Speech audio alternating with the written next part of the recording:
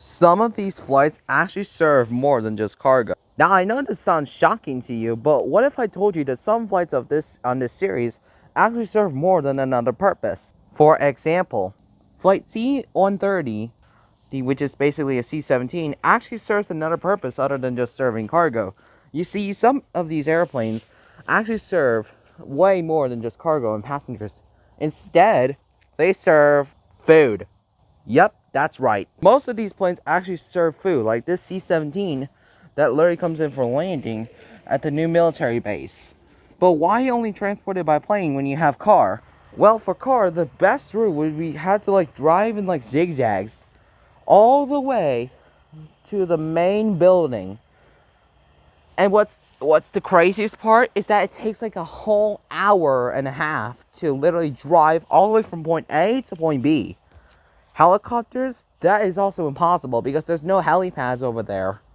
But with just a plane, it's absolutely way faster. Now here are some notable flights that I have already have the capability to do this job. Now other than the C-17, no other jet but except that Concorde right there cannot be able to do it. It's too dangerous. That Concorde can only be used for cargo and not for like food supplies because it's dangerous.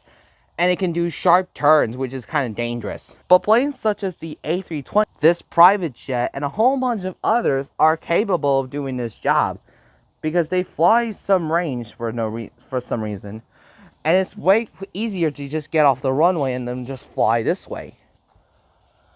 Now here's the actual flight route of one of the Honda jets that is easier to get to the military base, but the Honda jet is actually kind of just super small.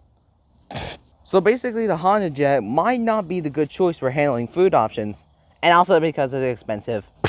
But with this plane right here, after it's done with passenger service, the plane enters into food service mode, which then it goes onto the runway, and then takes off with food in all seats, and then flies all the way to the military base. Now why, you may ask?